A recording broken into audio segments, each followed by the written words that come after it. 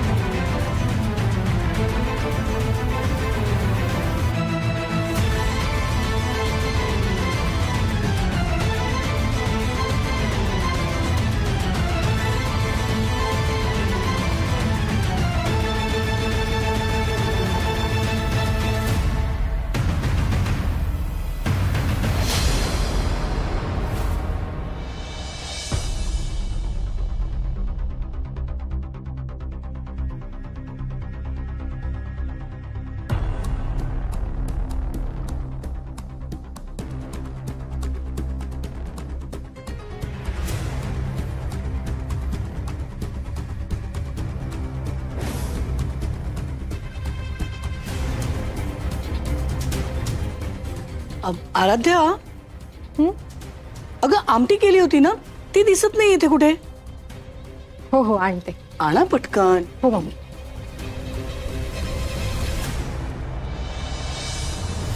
आराध्या, तू ही जी काही मेहनत केली आहेस ना, त्यावर प्रसन्न होऊन गुरुजी तुला किती छान आशीर्वाद देणार आहेत ना, ते बघच. वाढा वाढा लवकर, चला.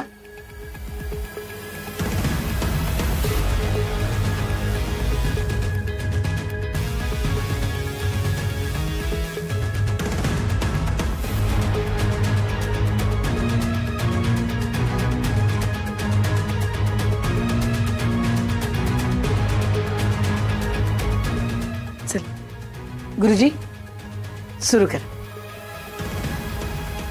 वदनी कवळ घेता नाम घ्या श्रीहरीचे, सहज हवन होते नाम घेता पुकाचे.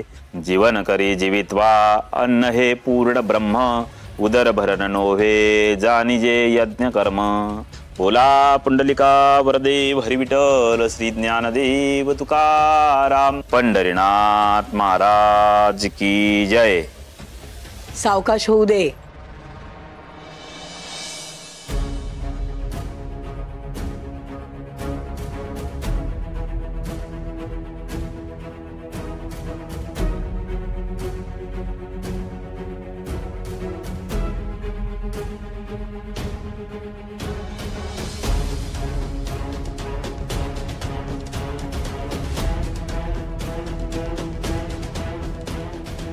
आजी, सुनेच्या हाताला छान चव आहे. ओ म्हणजे काय, सून कोणाची आहे?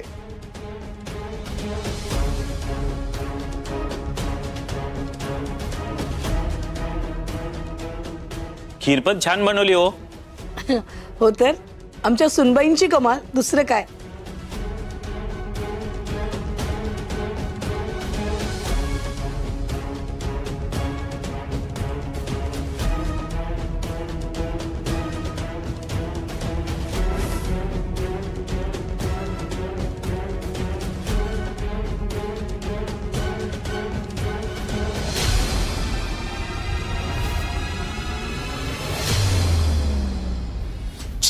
हे काय?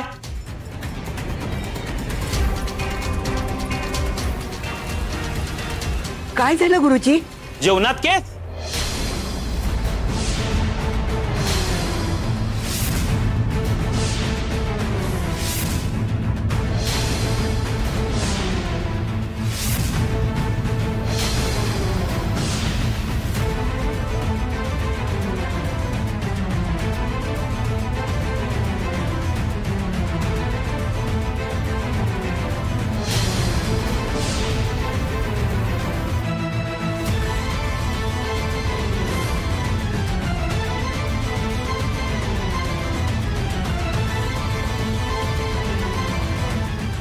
ह्यासाठी बोलवलं होतं का आम्हाला?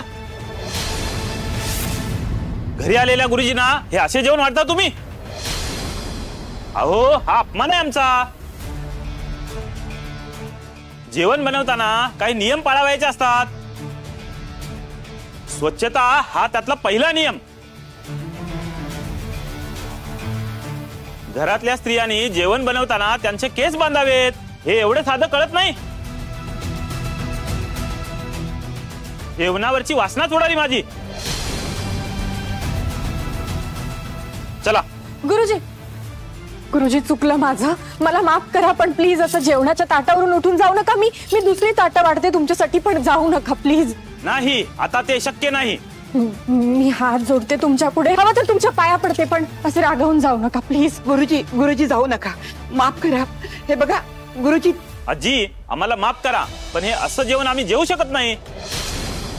गुरुजी, गुरुजी रागावू नका हो, चुकून झालंय. चुकून? आज ह्या घरात आमचा अपमान झालाय. आम्हाला भरल्या ताटावरून उठावं लागलंय. गुरुजी एक मिनिट, माफ करा प्लीज. हे बघा, आम्हाला कळतंय की आमच्या सुनेच्या हातून चूक झाली. आम्हाला तर वाटतं की पापच घडलंय, पण एक संधी द्या तिला प्लीज. काय पाप काय चूक यावर आता चर्चा करून काय उपयोग नाही.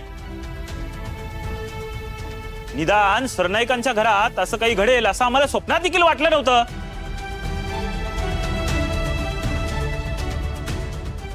गुरुजी, तुमच्या भावना कळतात आम्हाला. अहो, घरी आलेल्या पाहुण्याचा असं मुद्दामून कोणी अपमान करेल का? तुम्ही सांगा मला. मी माफी मागतो तुमची, हवं तर प्लीज. तुमच्याकडून ही अपेक्षा नव्हती. तुम्ही ज्यांना जेवायला बोलवलं त्यांना जेवणाच्या ताटावरून उठावं लागलं. लक्षात ठेवा, हे ज्या स्त्रीच्या हातून घडले ना, तिला तिच्या बापाची शिक्षा मिळणारच.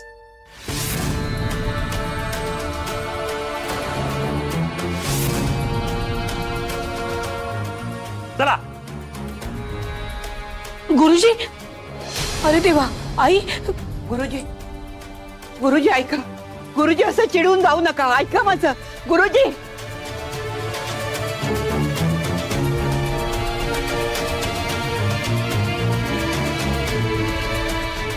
आजी, आजी मला माफ करा. मी हे मुद्दाम एक केलं. शब्द बोलू नकोस तू. प्रत्येक वेळेला चुका करायच्या आणि मग त्याच्यावर कारण सांगत बसायची. आज गुरुजी न जेवता निघून गेलेत. आजपर्यंत असं कधी झालं नव्हतं. या सगळ्याला जबाबदार तू आहेस, तू. वाई, तुम्ही असं काय बोलताय? आराध्यने सगळं मुद्दाम काय? नाही नाही अरविंद, निदान आज तरी तिची बाजू घेऊन माझ्याशी बोलण्याचा आणि मला समजवण्याचा प्रयत्न करू नकोस. प्रत्येक वेळेला बेजबाबदारपणे वागायचं. आज सुद्धा तिने तेच केलंय. आजी, अगं ती बेजबाबदार वागत असती तर आजची पूजा होऊच शकली नसती.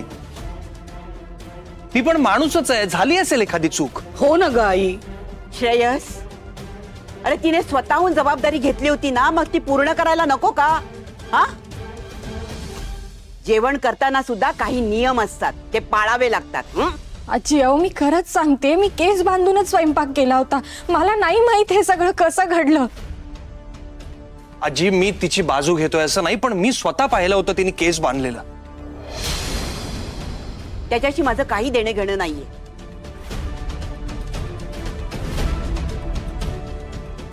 किचन मध्ये कुणीही लुडबुड करायची नाही. जेवण फक्त आराध्यानेच करायचं, असं काल यशोधराने सांगितलं होतं ना सगळ्यांना.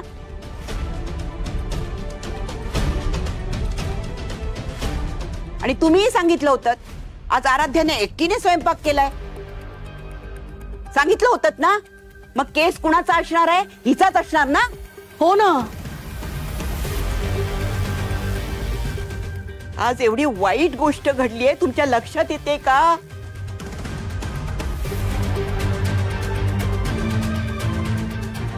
गुरुजी न जेवता जेवणावरून निघून गेले. ही किती अशुभ घटना आहे.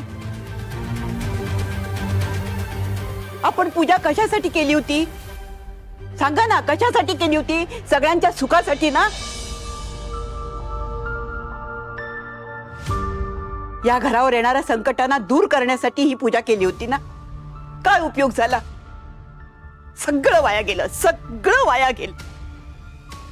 आई मी तुमची तगमग समजू शकतो, पण त्यात आराध्याची काय चूक आहे? बस. माझी समजूत काढायचा प्रयत्न करू नका.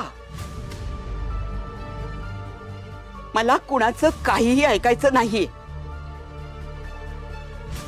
सांगितलं होतं ना, ही घराच्या शांततेसाठी होती. यात हलगर्जीपणा नको होता. पण शेवटी व्हायचं ते झालंच. अशाने पूजा कशी लाभणार आहे आपल्याला? आराध्या तुला झेपणार नव्हता ना, मग का जबाबदारी घेतलीस ही? सांगायचं होतंस ना मला नाही जमणार म्हणून. वाईट एकाच गोष्टीचं वाटतंय मला, आजपर्यंत कुणी नाराज होऊन गेलं नव्हतं या घरातून. आज पहिल्यांदा असं झालंय. तसंही श्रेयसच्या आणि आराध्याच्या लग्नापासून या घरात बरंच काही घडलं, जे आधी कधीच घडलं नव्हतं.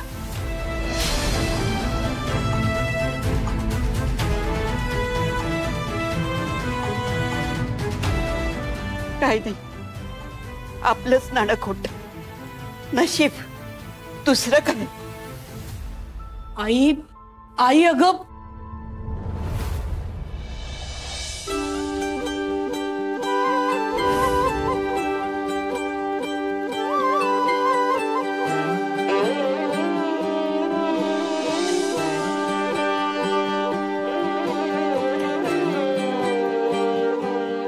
हे बघ आराध्या, यात तुझा काहीही दोष नाहीये. तू ह्या गोष्टी मनावर घेऊ नकोस. आणि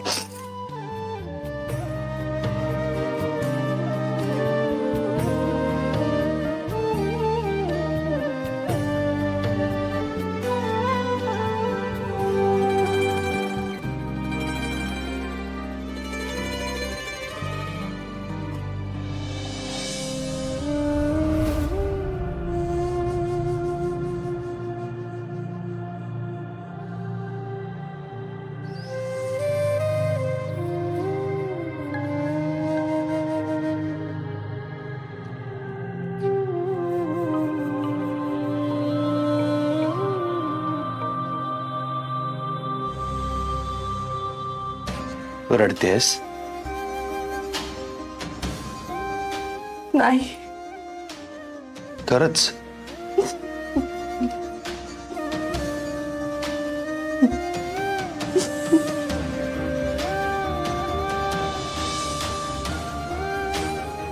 हे बघ, मला माहिती आहे तुला आता माझ्याशी बोलायची इच्छा नसणार, पण तू अशी रडत असताना, त्रासात असताना मी तुला एकटं सोडणार नाही.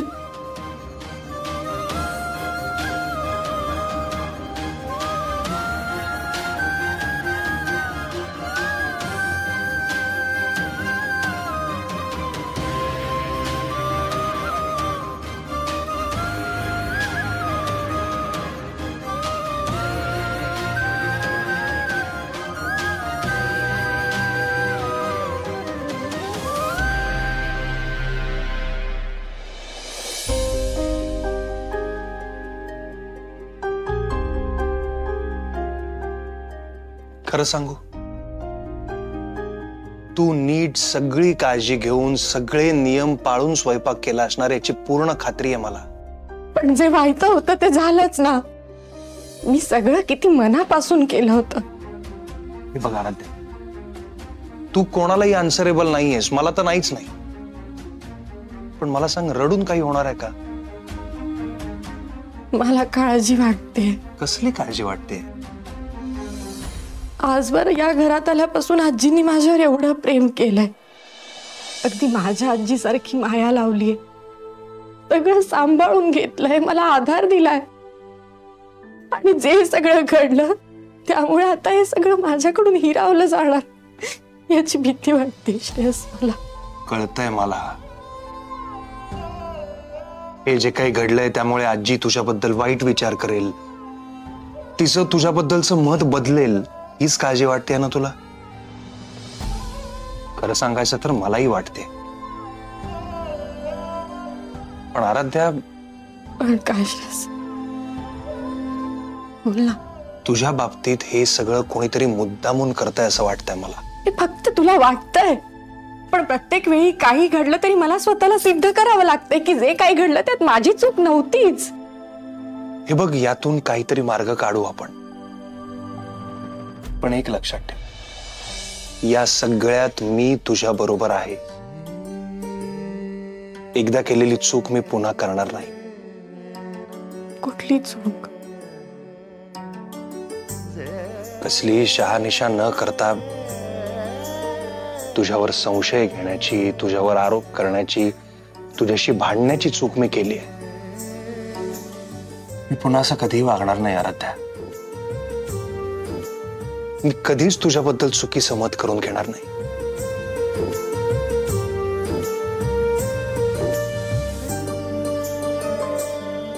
कारण माझा तुझ्यावर पूर्ण विश्वास आहे.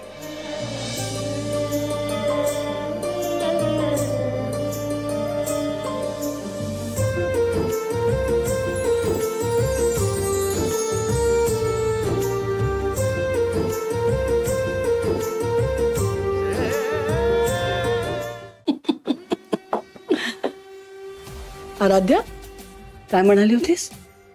आम्हाला हरण्याची सवय झाली आहे आणि तुला जिंकायला खूप मज्जा येते. आता हरताना कसं वाटलं? आता यापुढे तू फक्त रडणार आणि यावेळी तर तुझे अश्रू पुसायला कोणीही येणार नाहीये. श्रेयस पण नाही, कारण तू त्याच्या लाडक्या आजीला हर्ट केलंयस. इनफॅक्ट आता या घरात जर सगळ्यात जास्त तुझ्यावर कोणी चिडला असेल तर तो म्हणजे आमचा Shreyas. Do you understand? I am sure you understand.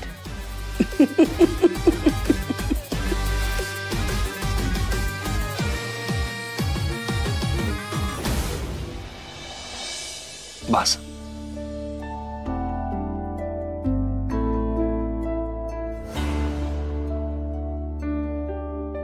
तू रडताना किती वाईट दिसतेस माहितीये. खरंच सांगतोय, एवढी सुंदर मुलगी आणि अशी रडते. कोणी बघितलं तर काय म्हणतील, श्रेयस कसा आहे? एवढी सुंदर मुलगी त्याच्यासमोर रडते आणि हा काहीच करत नाहीये. म्हणून तूच मला सांग, मी आता काय केलं म्हणजे रडायचं थांबशील? काही नाही. तू रूढ आहेस ग. तू हे असंच रूढ बोलतेस तू माझ्याशी. तू आणि तुझे डोळे अजिबात सेम नाही आहेत. म्हणजे तुझे हे डोळे इनोसेंट, प्रेमळ, मायेने भरलेले, आणि तू शी. म्हणजे मी इनोसंट नाहीये? मला काय माहित, पण मला तुझ्यातलं काय आवडतं माहितीये तुला? तुझे डोळे निरागस, जे मला सगळं सांगून टाकतात. तुझ्या डोळ्यांनीच सांगितलं मला की तू निर्दोष आहेस आणि मी चुकीचा आहे.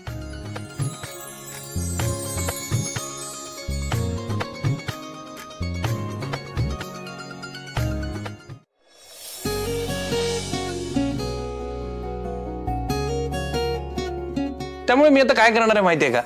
मी ना तुझ्या डोळ्यांवर एक मस्त कविताच लिहितो. ए, हसायला काय झालंय?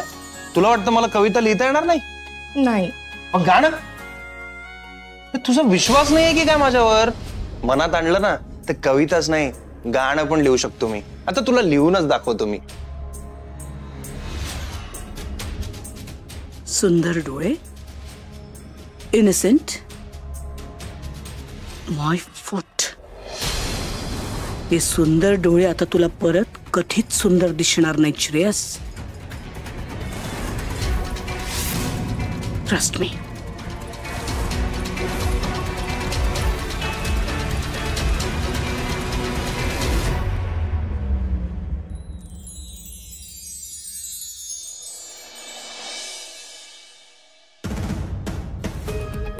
आई, अगं काय ग, काय झालं? तुझा चेहरा का असा दिसतोय?